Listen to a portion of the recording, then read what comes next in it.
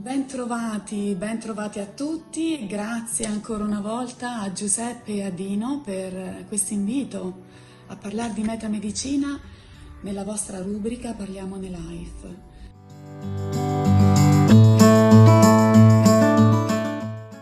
Oggi ci occuperemo della metamedicina utilizzata non nella visione della chiave psicosomatica inerente ai sintomi, ma la metamedicina delle emozioni, la metamedicina delle situazioni emotive depotenzianti della nostra vita. Nello specifico, oggi ci occuperemo di maschile e femminile, una tematica affrontata dalla fondatrice della metamedicina Claudia Renville attraverso un seminario di 2 giorni e mezzo intitolato Maschile e femminile riconciliati, ma se vogliamo anche attraverso il suo libro L'alchimia dell'amore, un libro bellissimo che vi consiglio di leggere, un libro in cui si parla di amore, l'amore per noi stessi che nasce proprio da un equilibrio tra il nostro maschile e il nostro femminile, che poi si ripercuote nell'amore in relazione alle dinamiche esterne che andiamo a creare in quelle che sono le relazioni amicali e sentimentali. Ecco, l'assioma di base, anche in questo incontro è bello ripeterlo, è che non possiamo cambiare gli altri. Cambiando gli altri andremo a violare il libero arbitrio, ma possiamo accettare di cambiare noi stessi. Quante volte vi siete trovati o trovate a lamentarvi del vostro partner? Io personalmente per tanto tempo mi sono lamentata di un marito che faticava a prendere decisioni, di un marito molto nel passivo, di un marito, che se non fosse stato per me non avrebbe mai scelto di uscire il sabato sera.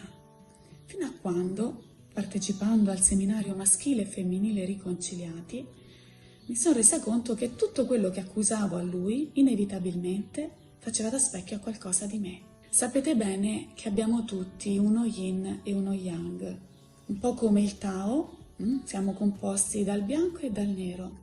Ecco, l'energia yin è l'energia femminile, è quell'energia che ci porta dentro di noi, che ci mette in condizione di chiederci quali sono i nostri bisogni, come ci sentiamo in quella situazione. È un'energia, se vogliamo, passiva, che spesso fraintendiamo con debolezza. Ma l'energia passiva non è debolezza. L'energia passiva è quell'energia della perseveranza, è quell'energia che mette in condizione una donna di portare a gestazione una gravidanza, a compimento una gravidanza, una gestazione di 9 mesi. Capite che è un'energia che ci permette di creare la vita, quindi è un'energia che è vita in sé.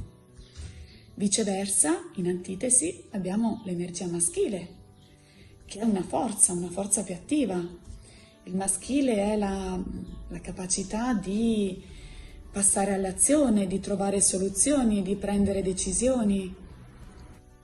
E allora capite bene che soprattutto nelle dinamiche con gli altri, ma soprattutto ancora di più nella dinamica di coppia, quando una donna è troppo nel maschile, come ho imparato io ad esserlo attraverso un'interpretazione errata che ho dato al mio femminile, per complementarietà si attira un uomo nel femminile.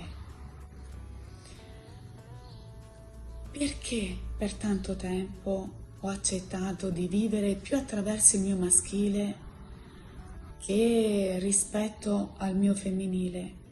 Chi conosce la mia storia sapete bene che sono figlia di una donna, una mamma meravigliosa, depressa, che se n'è andata suicida. E allora l'interpretazione che ho dato a quell'evento, è stato femminile uguale debolezza, femminile uguale fragilità. L'assioma di base, stiamo parlando di discipline olistiche, la metamedicina è una disciplina olistica, quindi una disciplina che si occupa anche dell'anima. L'assioma di base è che l'anima sceglie sempre per il male minore o per il bene maggiore. E allora, se associerò attraverso un'esperienza che mi sono trovata a fare nella vita il femminile alla debolezza il femminile all'essere vittima della propria vita. Secondo voi, come sceglierò di vivere se non attraverso il maschile? E allora vedete che a quel partner che additavo o a quelle relazioni amicali che mi attiravo c'era poco da colpevolizzare gli altri, ma c'era tanto da ritornare a me stessa. Ecco, mi lamentavo spesso di avere a che fare con persone che non facevano altro che piangersi addosso in relazione al lavoro che avevano scelto o alla situazione sentimentale che stavano vivendo o alle dinamiche che le muovevano, insomma, nell'ambito familiare, soprattutto nelle relazioni con i figli.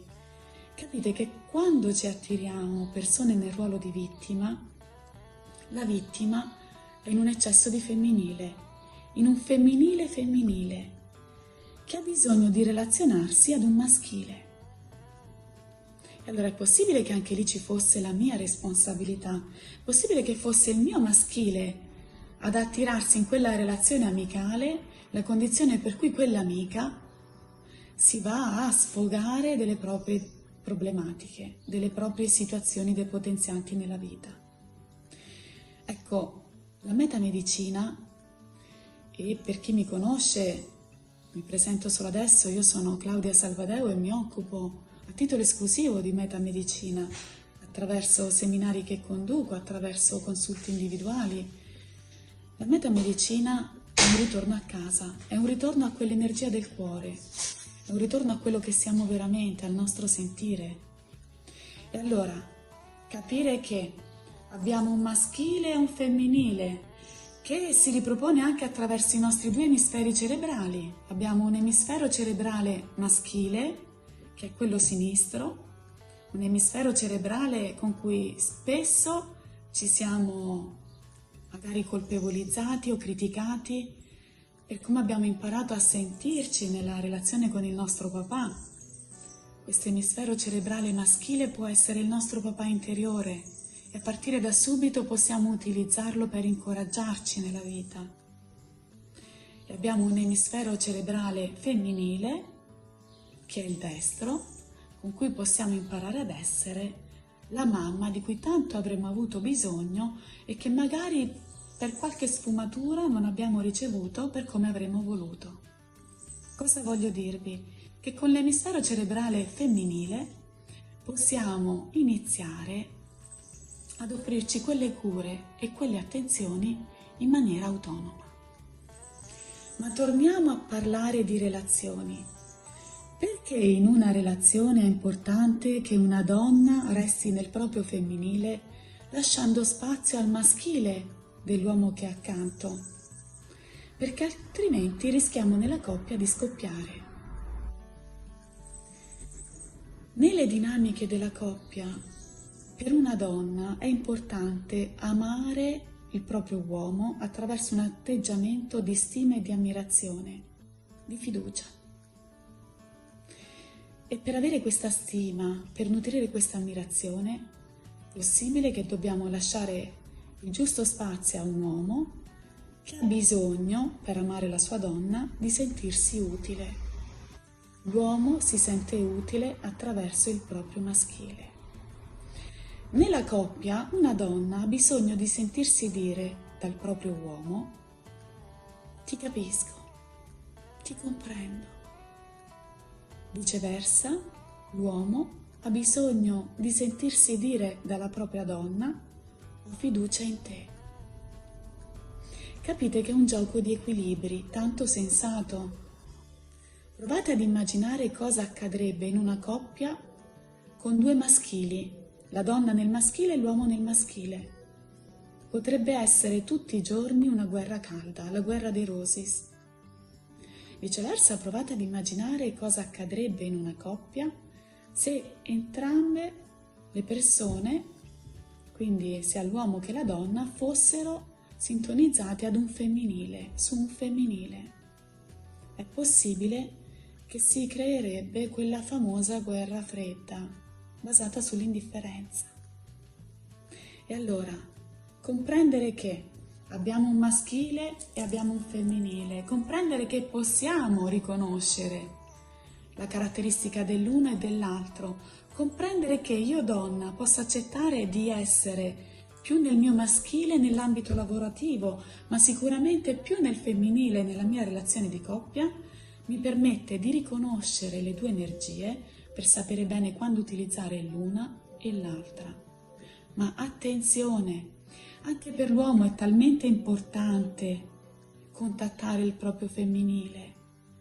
Perché è così importante? Perché è attraverso quel contatto col femminile che l'uomo inizia a conoscere se stesso, che anche l'uomo inizia a chiedersi come mi sento in questa situazione, di cosa ho bisogno, sapendo che più conosciamo noi stessi, più possiamo conoscere gli altri, più ascoltiamo noi stessi, più possiamo ascoltare gli altri, compresi i nostri figli. E allora siamo arrivati a termine di questo tempo dedicato a questo argomento che possiamo approfondire se avrete voglia. Mi piace però parlarvi un attimino in conclusione delle sperequazioni di questa energia. Capite che per un maschile ci può essere un maschile immaturo, che è un maschile individualista, spesso egocentrico, che pensa solo a se stesso. Quello a cui dobbiamo tendere è un maschile equilibrato, che è un maschile autonomo, capace di prendere decisioni, di trovare soluzioni ai problemi, trascurando magari quel maschile eccessivo, che è quel maschile che è privo di quell'energia femminile. È quel maschile che è sempre in competizione con l'altro, è quel maschile che lascia fin troppo spazio al proprio ego, è quel maschile dittatore e insensibile. Lo stesso per la donna, ci sarà un femminile immaturo, che è un femminile basato sulla dipendenza dell'altro, sul bisogno di approvazione degli altri, sulla paura di sentirsi abbandonati o traditi dagli altri, dove per gli altri intendiamo partner o amici. Poi ci sarà un femminile equilibrato, a cui tutti possiamo tendere, che è la nostra capacità di collaborare e che è la nostra capacità di ascoltarci. Ricordiamoci che la collaborazione è l'antitesi della competizione. La competizione crea rottura, la competizione è di un maschile immaturo. La collaborazione ci permette di andare più lontani. E poi esiste un femminile eccessivo che ovviamente è un femminile nel ruolo di vittima.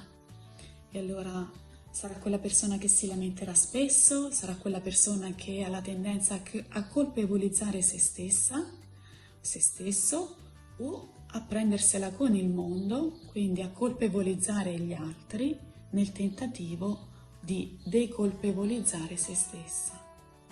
Io spero che questo incontro vi sia stato utile e l'augurio che vi faccio è di ritornare a un equilibrio del vostro maschile, del vostro femminile, per una vita sempre più sensata e per un'intelligenza emotiva da sfruttare al meglio nelle nostre relazioni.